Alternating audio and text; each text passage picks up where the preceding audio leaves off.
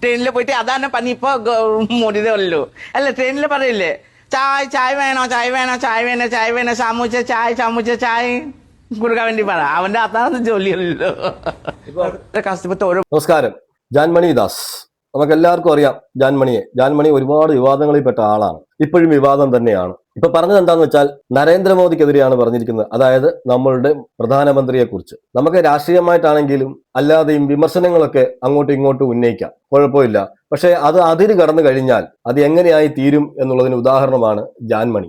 നമ്മൾ കണ്ടിട്ടുണ്ട്, പ്രതിപക്ഷവും ഭരണപക്ഷവും ഒക്കെ കേന്ദ്രത്തിൽ അങ്ങോട്ടും ഇങ്ങോട്ടും വാഗ്വാദങ്ങളും കാര്യങ്ങളും എല്ലാം ഉണ്ടാകാറുണ്ട്. അങ്ങനെ വാഗ്വാദങ്ങൾ ഉണ്ടാകുമ്പോൾ തന്നെ, അല്ലെങ്കിൽ അങ്ങനെ അങ്ങോട്ടും ഇങ്ങോട്ടും പ്രശ്നങ്ങൾ ഉണ്ടാകുമ്പോൾ തന്നെ ഒരിക്കലും ഉപയോഗിക്കാത്ത പദങ്ങളാണ് ജാൻമണി ഇവിടെ ഉപയോഗിച്ചിരിക്കുന്നത്. നമ്മളെല്ലാം പല രാഷ്ട്രീയ പാർട്ടികളിലും വിശ്വസിക്കുന്നവരാണ്. നമ്മൾ ഏത് പാർട്ടിയിൽ വിശ്വസിച്ചു എന്ന് പറഞ്ഞാലും നമുക്കൊരു പ്രധാനമന്ത്രി, ഒരു പ്രസിഡന്റ്, ഒരു മുഖ്യമന്ത്രി, അത് ഏത് പാർട്ടിയിൽ നിന്നായിക്കോട്ടെ വന്നാൽ അത് നമ്മുടെ പ്രധാനമന്ത്രി, നമ്മുടെ പ്രസിഡന്റ്, നമ്മുടെ മുഖ്യമന്ത്രി, അങ്ങനെയാണ് ഞാൻ നോക്കിക്കാണുന്നത്. നമുക്ക് ഇന്ത്യക്കകത്ത് ചിലപ്പം ചില വിഷയങ്ങൾ, ഇപ്പൊ തന്നെ നീറ്റിന്റെ പ്രശ്നം ഉണ്ടായി. ആ നീറ്റിന്റെ പ്രശ്നത്തിൽ വിദ്യാഭ്യാസ മന്ത്രി രാജിവെക്കണമെന്ന് പറഞ്ഞ് ഒരുപാട് കുട്ടികൾ അവിടെ സമരം ചെയ്തു. അപ്പൊ നമ്മൾ കൂടുതൽ പേര് കുട്ടികളെ സപ്പോർട്ട് ചെയ്തു. അതൊക്കെ ജനാധിപത്യ രാജ്യത്തുള്ളതാണ്. പുള്ളി രാജിവെക്കണം എന്ന് പറഞ്ഞിട്ട് ആ പാർട്ടിക്കെതിരെയും കൂടെയാണ് സമരം ചെയ്യുന്നത്. ഒരു ജനാധിപത്യ രാജ്യത്തിൽ ജനങ്ങളാൽ തെരഞ്ഞെടുക്കുന്ന ഒരു പ്രധാനമന്ത്രിയാണ് ഇവർ നരേന്ദ്രമോദി XY. ഇപ്പൊ നരേന്ദ്രമോദി അല്ല വേറൊരാൾ വരുന്നെങ്കിൽ ആ ആള്. അത് ഞാൻ നേരത്തെ പറഞ്ഞ പോലെ നമ്മൾ പല പാർട്ടിയിൽ വിശ്വസിക്കുന്നുണ്ടെങ്കിലും നമുക്ക് വന്ന് പ്രധാനമന്ത്രിയായി സ്ഥാനമേറ്റു കഴിഞ്ഞാൽ അത് നമ്മുടെ കൂടെ പ്രധാനമന്ത്രിയാണ്. പക്ഷെ വിമർശിക്കുന്നതിനൊക്കെ ഒരു പരിധിയുണ്ട്. ആ പരിധി ലംഘിച്ചുകൊണ്ടാണ് ഇവിടെ ജാൻമണി സംസാരിച്ചിരിക്കുന്നത്. എനിക്ക് അതിൽ നിന്ന് മനസ്സിലായത് എന്താണെന്ന് അറിയാമോ? ജാൻമണിക്ക് ആവേശം കൂടിപ്പോയി. ആവേശം കൂടാൻ കാരണമുണ്ട്. ഈ കുട്ടികളൊക്കെ ഡൽഹിയിൽ സമരം ചെയ്തല്ലോ. ആ സമരത്തിന് ജാൻമണി പോയി പിന്തുണ അറിയിച്ചിരുന്നു. ആ പിന്തുണ അറിയിച്ചപ്പോൾ സോഷ്യൽ മീഡിയയിലൊക്കെ ജാൻമണിക്ക് ഭയങ്കര പോസിറ്റീവ് ആയിരുന്നു. പോസിറ്റീവ് എന്ന് പറഞ്ഞാൽ അന്യായ പോസിറ്റീവ്. എന്നുവെച്ചാൽ ഒരുപാട് സെലിബ്രിറ്റീസ് ഒക്കെ ഒളിച്ചിരിക്കുന്ന സമയത്ത് സെലിബ്രിറ്റീസ് പോസ്റ്റൊക്കെ ഇട്ട് പിന്നെ മുക്കുന്നു, പിന്നെ പോസ്റ്റ് വെക്കുന്നു. ആ സമയത്തൊക്കെ ജാൻമണി ഒന്നും നോക്കിയില്ല, നേരെ പോയി അവരെ സപ്പോർട്ട് ചെയ്യായിരുന്നു. അതും ജന്തർ മന്ദറിൽ പോയിട്ട്. അപ്പൊ അത് ഭയങ്കര പോസിറ്റീവായിരുന്നു. പോസിറ്റീവായി വന്നപ്പോഴത്തേക്ക് എനിക്ക് തോന്നുന്നു ഈ പറഞ്ഞ ജാൻമണിയുടെ റിലേ മൊത്തം വിട്ടുപോയി. ആവേശത്തിൽ പറഞ്ഞു പോയതാണ് എന്നാണ് എനിക്ക് തോന്നുന്നത് കേട്ടോ. എന്ത് ആവേശത്തിലാണെങ്കിലും അങ്ങനെ പറയാൻ പാടില്ല. ഒരാളും പറയാൻ പാടില്ല. ഒരാളെ കുറിച്ചും, പ്രധാനമന്ത്രിയെ എന്നല്ല, ഒരു മുഖ്യമന്ത്രിയെ കുറിച്ച് ആയിക്കോട്ടെ, ആരെക്കുറിച്ചാണെങ്കിലും അങ്ങനെ ഒരു അലിഗേഷൻ പറയാൻ പാടില്ല.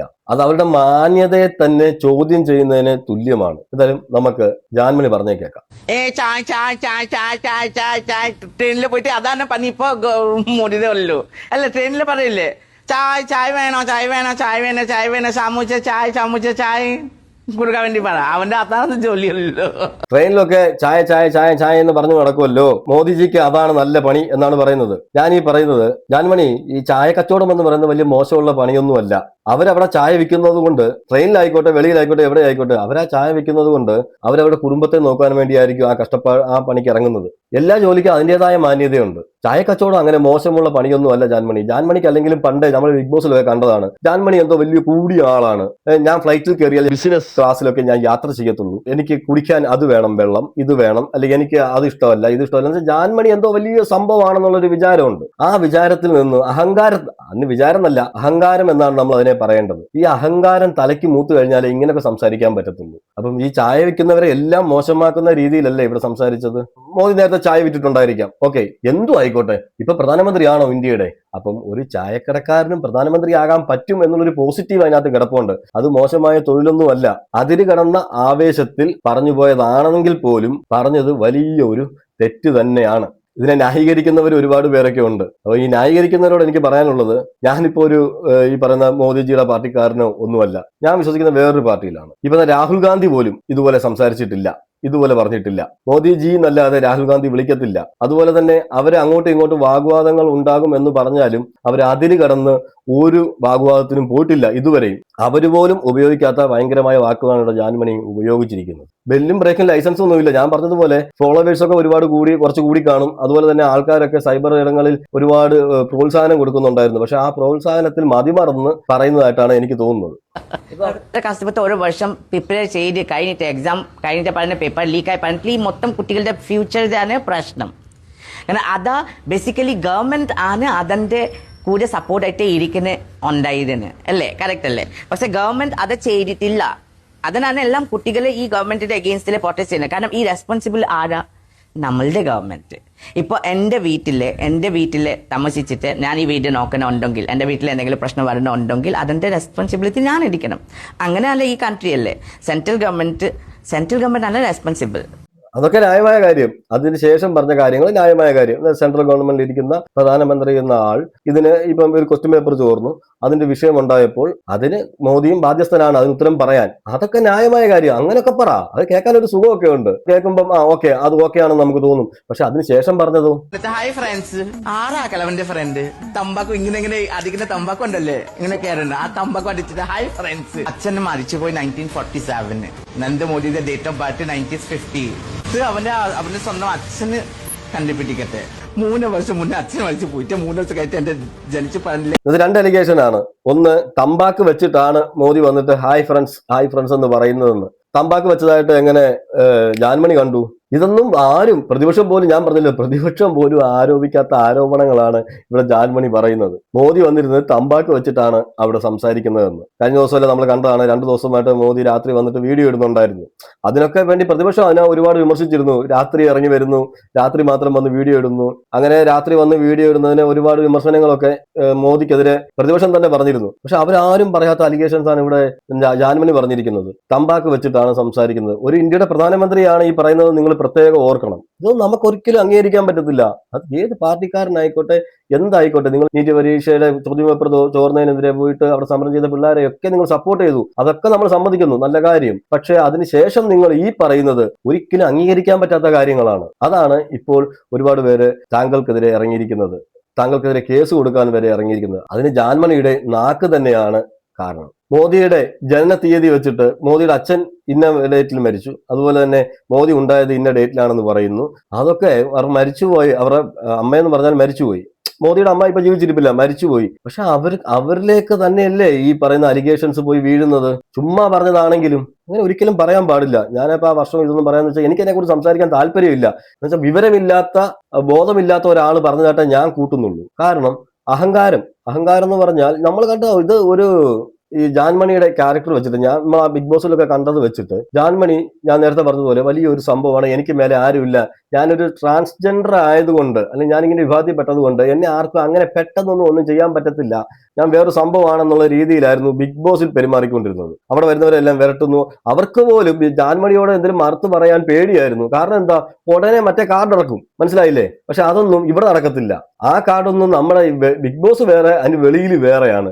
ഈ വെളിയിൽ വന്നിട്ടും അതേ തൊട്ടി സ്വഭാവം കാണിച്ചത് കൊണ്ടാണ് ഇപ്പോൾ കിടന്ന് കരയേണ്ടി വരുന്നത്. എന്തായാലും കരയുന്ന ഒരു വീഡിയോ വന്നിട്ടുണ്ട്, നമുക്ക് അതുകൂടെ ഒന്ന് കാണാം. എന്റെ ഒരു വീഡിയോ ഭയങ്കരമായിട്ട് പ്രശ്നം ആയിപ്പോയി. അതെനിക്ക് സത്യം പറഞ്ഞില്ല, എനിക്ക് അറിയത്തില്ല. ഞാനൊരു കോണ്ടന്റ് അവിടെ നോർത്ത് ഇന്ത്യയിലെ, ഡൽഹിയിലെ, നമ്മുടെ ഇവിടെ തന്നെ അല്ല, ഡൽഹിയിലെ ഒരു കോണ്ടന്റ് കണ്ടിട്ട് ഞാൻ എനിക്ക് മീഡിയ ചോദിക്കുന്ന ടൈമിൽ അത് പെട്ടെന്ന് നമ്മൾ സംസാരിച്ചിട്ട് ഞാൻ വീഡിയോയുടെ കാര്യം ഞാൻ പറഞ്ഞു. സോ എനിക്ക് ചിലപ്പോൾ എന്റെ മലയാളം രീതി പറയാൻ അത് ശരിയാവത്തില്ല. അതന്നെയാണ് കാരണം. പിന്നെ അത് ഞാൻ മോർണിംഗ് വാക്കില് ഇറങ്ങി. സോ എനിക്ക് കുറെ ത്രെറ്റനിങ് കോൾ മോർണിംഗ് മുതൽ വന്ന് തുടങ്ങുന്നത് എനിക്ക് കാര്യം മനസ്സിലായിട്ടില്ല. അതൊക്കെ എനിക്ക് കുറെ മെസ്സേജസ് വന്ന് ഞാൻ ഓപ്പൺ ചെയ്ത് കണ്ടിട്ട് എന്റെ കുറെ ഫാൻസ് എന്നെ വിളിച്ചിട്ട് പറഞ്ഞു, ജാമ്പ എങ്ങനെയാണ്, ഇതാ ശരിയില്ലതാണ്, ഇത് ഭയങ്കര പ്രശ്നമാണ് പറഞ്ഞിട്ട് ഞാൻ അപ്പൊ തന്നെ അത് വീഡിയോ ഞാൻ എന്താ പറയുന്നത് കൊടുക്കുന്ന ആൾക്കാരൊക്കെ വിളിച്ചിട്ട് ഞാൻ അത് മൊത്തം ഡിലീറ്റാക്കാൻ വേണ്ടി പറഞ്ഞു. പിന്നെ ഞാൻ എന്താ ചെയ്യാൻ എനിക്കറിയില്ല. കാരണം എനിക്ക് കുറെ ത്രെറ്റനിങ് കോൾസ് മീൻസ് കുറെ ഇപ്പം ഇതിനകത്ത് പറയുന്നത് എന്താണെന്ന് വെച്ചാൽ, ഞാൻ അബദ്ധത്തിൽ ചെയ്തു പോയതാണ്, എനിക്ക് മലയാളം അത്ര ഫ്ലുവന്റ് ആയിട്ട് വരത്തില്ല എന്നാണ് പറഞ്ഞത്. ഇത് പറയാൻ മലയാളം ഫ്ലുവന്റ് ആയിട്ടൊന്നും വേണ്ട. ജാൻമണി നല്ല മലയാളം സംസാരിക്കും. ആ കാര്യത്തിലൊക്കെ വിട്ടാണെങ്കിലും കൃത്യമായിട്ട് മനസ്സിലാവുന്ന രീതിയിൽ തന്നെ മലയാളം സംസാരിക്കും. ഒരുമാതിരിയൊക്കെ നല്ല മലയാളം അറിയാം. ഈ പറഞ്ഞ അലിഗേഷൻ ഉണ്ടല്ലോ, ഈ മോദിയുടെ ജനനതീയതി വെച്ച് പറഞ്ഞിട്ട് മോദി ജനിച്ചത് ഇന്ന സമയത്താണ്, അവർ അച്ഛൻ മരിച്ചു പോയത് ഇന്ന സമയത്താണ് എന്നൊക്കെ പറയുന്നുണ്ടല്ലോ. അപ്പം അത് പറയാൻ വേണ്ടിയിട്ട് അതിൽ ആ പറഞ്ഞത് ഒരു നാക്കുപിഴയായിട്ട് എനിക്ക് തോന്നിയിട്ടില്ല. അതൊരു നാക്കുപിഴയേ അല്ല. ഇത് അറിയാത്തവരോട് പറയണം, എന്റെ മലയാളം ഫ്ലുവന്റ് അല്ല, അല്ലെങ്കിൽ ഞാൻ പറഞ്ഞതിൽ തെറ്റിപ്പോയതാണെന്ന്. ഓക്കെ, അത് വേറെ ഏതെങ്കിലും രീതിയിലായിരുന്നെങ്കിൽ നമുക്ക് പറയാം, ഇടയ്ക്കൊന്ന് വെച്ചിട്ട് കട്ട് ചെയ്ത് പോയാൽ അത് ചിലപ്പം അത് അറിയാതെ പറഞ്ഞതായിരിക്കുന്നത്. ഇത് അങ്ങനെയല്ല. ഇത് കൃത്യമായിട്ട് ജനനതീയതി പറഞ്ഞിട്ട് അമ്മയുടെ ജനനതീയതി പറയുന്നു, അല്ല അച്ഛന്റെ ജനനതീയതി പറയുന്നു, അതുപോലെ തന്നെ മോദിയുടെ ജനനതീയതി പറയുന്നു, എന്നിട്ട് അത് പോയി ആദ്യം അന്വേഷിക്കുന്നു പറയുന്നു. അതൊന്നും നാക്കുപിഴ കൊണ്ട് വന്നതല്ല, അഹങ്കാരം കൊണ്ട് വന്നതാ. അതിവിടെ ന്യായീകരിക്കേണ്ട ആവശ്യമൊന്നുമില്ല. പിന്നെ ഒരുപാട് കൂട്ടുകാരൊക്കെ വിളിച്ച് പറഞ്ഞു ഇങ്ങനെ പ്രശ്നമായെന്ന് പറഞ്ഞപ്പോഴത്തേക്ക് ഞാൻ ബൈറ്റ് കൊടുത്ത വീഡിയോക്കാരെല്ലാം വിളിച്ചിട്ട് ഞാൻ പറഞ്ഞു അത് റിമൂവ് ചെയ്യാൻ പറഞ്ഞെന്ന്. നിങ്ങളൊക്കെ പറയുന്ന ഇങ്ങനെയുള്ള കാര്യങ്ങളൊക്കെ നിമിഷ നേരം കൊണ്ട് ആ വരുന്ന സമയത്ത് ഡൗൺലോഡ് ചെയ്തെടുക്കും ആൾക്കാർ. ഇപ്പൊ കൊടുത്ത ആൾക്കാർ ഡിലീറ്റ് ചെയ്തെന്ന് പറഞ്ഞാലും അതൊന്നും എങ്ങും പോകത്തില്ല, സോഷ്യൽ മീഡിയയിൽ തന്നെ കാണും. ഞാൻ കഴിഞ്ഞ ദിവസം എൻ്റെ ഒരു വീഡിയോയിൽ പറഞ്ഞിരുന്നു, ഇപ്പം ഈ സെലിബ്രിറ്റീസ് ഒക്കെ ഇടുന്ന വീഡിയോസ് അപ്പം തന്നെ ഡൗൺലോഡ് ചെയ്തെടുക്കും ആൾക്കാർ. കാരണം മറ്റെന്തെന്ന് അറിയാം, അവരെ ഉടനെ തന്നെ ഡിലീറ്റ് ചെയ്യുന്ന ഒരു സ്വഭാവം ഉള്ളത് കൊണ്ട് ഇവർ ഇടുന്ന സമയത്ത് തന്നെ അവർ ഡൗൺലോഡ് ആവും. അവർ കേട്ടില്ലെങ്കിലും അവർ ഡൗൺലോഡ് ചെയ്തങ്ങ് വെക്കും. എന്തായാലും പിന്നെ ആണെങ്കിലും കേൾക്കാമല്ലോ ഇതെന്തോ പറയുന്നതെന്നുള്ളത്, എന്തെങ്കിലും ഉണ്ടോ എന്ന് അറിയാൻ വേണ്ടിയിട്ട്. അതുകൊണ്ട് ഈ ഡിലിറ്റിംഗ് പരിപാടി അതൊക്കെ പറഞ്ഞതൊക്കെ അവിടെ നിൽക്കട്ടെ, അതൊക്കെ പോട്ടെ. മണിക്കൂറുകളോളം ആ സാധനം കിടന്ന് ഓടിയിട്ട് ഞാൻ വിളിച്ചു പറഞ്ഞെന്ന് ഡിലീറ്റ് ചെയ്യണമെന്ന്. അപ്പൊ എന്തായാലും മാപ്പ് പറഞ്ഞിട്ടുണ്ട്. അത് തെറ്റ് പറ്റിപ്പോയി, ഞാൻ അങ്ങനെ പറഞ്ഞത് തെറ്റാണ് എന്ന് പറഞ്ഞാൽ ഓക്കെ, മനുഷ്യന്മാരാണ്, തെറ്റുകളൊക്കെ പറ്റാം, അബദ്ധത്തിൽ പറ്റിപ്പോയി എന്ന് പറഞ്ഞാൽ ഓക്കെ. ഇതിപ്പോ എന്റെ നാക്കുപിഴ കൊണ്ടാണ് തെറ്റ് പറ്റിയതെന്ന് പറഞ്ഞു കഴിഞ്ഞാൽ വിശ്വസിക്കാൻ കുറച്ച് ബുദ്ധിമുട്ടുണ്ട്. Saudi Arabia, Abu Dhabi, and from India, from Kerala, from everywhere it was coming. So എനിക്ക് സെറ്റപ്പ് എനിക്ക് ആരൊക്കെ ഹേർട്ട് ആക്കുന്ന വേണ്ടിയല്ല ഞാൻ ബേസിക്കലി നമ്മുടെ പി എംക്കും ഞാൻ ശരിക്കും അത് അമ്മന്റെ വേണ്ടിയല്ല. ഞാൻ I was just asking how come one person can become 3 years pregnant. That's what one question I was asking, not to the Modi ji. That was I'm asking that about this content. And that one's become like very much viral and people are very much angry and I never thought like I want to hurt anyone. അത് തന്നെയാണ് പറയുന്നത്.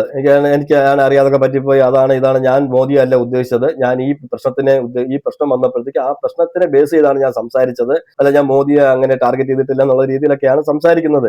എന്തും ആയിക്കോട്ടെ, ഇത് എന്തൊക്കെ പറഞ്ഞെന്ന് പറഞ്ഞാലും ആ ബൈറ്റ് എല്ലാവരും കേട്ടതാണ്. പിന്നെ രണ്ടാമത് കാര്യം, എല്ലാവരും ഞാൻ സോഷ്യൽ മീഡിയയിൽ കണ്ടു രഞ്ജിനി ഹരിദാസിനെ മേക്കപ്പ് ചെയ്യുന്ന ആളല്ലേ, രഞ്ജിനി ഹരിദാസ് എന്താണ് മിണ്ടാതിരിക്കുന്നതെന്ന്. എടി, ഇവിടെ ജാൻമണി ഒരു സ്റ്റേറ്റ്മെന്റ് പറഞ്ഞു, മോദിക്കെതിരായിരുന്നു. അതിനെ ആൾക്കാരെല്ലാം എതിർക്കുന്നുണ്ട്. ഇനി രഞ്ജിനി ഹരിദാസ് എന്തിനാ വന്ന് പറയുന്നത്?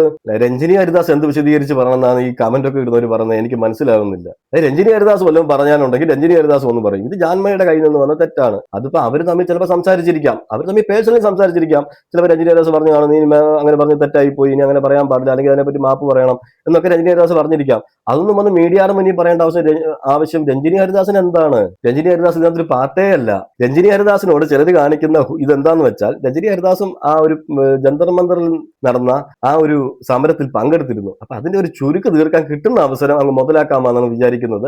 അങ്ങനെ ആരും വിചാരിക്കേണ്ട. എന്ന് വെച്ചാൽ ഇത് ജാൻമണിയെ സംബന്ധിക്കുന്ന കാര്യമാണ്, അത് ജാൻമണി ഉത്തരം പറഞ്ഞോളും. അതിന് രഞ്ജിനി ഹരിദാസ് വന്ന് ഉത്തരം പറയേണ്ട ഒരു ആവശ്യമില്ലെന്നാണ് എന്റെ ഭാഗം. ഒരുപാട് പേര് കേസ് കൊടുത്തിട്ടുണ്ട്, പല സംഘടനകൾ കേസ് കൊടുത്തിട്ടുണ്ട് ഇതിനെതിരെ. ആ സംഘടനകൾ കേസ് കൊടുത്തതിന്റെ അടിസ്ഥാനത്തിൽ ചിലപ്പോൾ നടപടികൾ ഉണ്ടായേക്കാം. എന്ത് നടപടിയാണെന്ന് നമുക്കിനി കണ്ടു തന്നെ അറിയണം. എന്തായാലും ഇത് കേസ് എടുക്കുമെന്നുള്ള കാര്യത്തിൽ സംശയമില്ല. എന്ന് വെച്ചാൽ ഇന്ത്യയുടെ പ്രധാനമന്ത്രിയെയാണ് മോശക്കാരനാക്കി സംസാരിച്ചിരിക്കുന്നത്. ഇത് എല്ലാവർക്കും ഒരു പാഠമാണ്. നമ്മളെ സോഷ്യൽ മീഡിയയിൽ ഒരുപാട് പേര് പൊക്കിയൊക്കെ പറയും. നമ്മൾ ഓരോ സംഭവം നമ്മൾ ഓരോ കാര്യത്തിന് പോകുമ്പോഴും വരുമ്പോഴും ഒക്കെ നമ്മളെ ഇഷ്ടപ്പെട്ട് കഴിഞ്ഞാൽ ഒരു പരിപാടിക്ക് ഇപ്പൊ ജാൻമണി അവിടെ കാണിച്ച പ്രവർത്തികൾ, ആ പ്രവൃത്തിയെ നമ്മൾ അപ്രീഷിയേറ്റ് ചെയ്യുന്നുണ്ട്. പക്ഷെ അതിനുശേഷം ഈ സോഷ്യൽ മീഡിയ ആണ് എല്ലാം എന്ന് പറഞ്ഞിട്ട് ആവേശം കൂടി ഓരോ കാര്യങ്ങൾ പറയുമ്പം പലരും ശ്രദ്ധിക്കണം എന്നുള്ളതാണ് ഇതിൽ നിന്ന് നമുക്ക് തരുന്ന ഒരു പാഠം. എന്തായാലും നിങ്ങൾ നിങ്ങളുടെ അഭിപ്രായങ്ങൾ കമന്റ് ചെയ്യുക. മറ്റൊരു വീഡിയോയുമായിട്ട് നമുക്ക് കാണാം.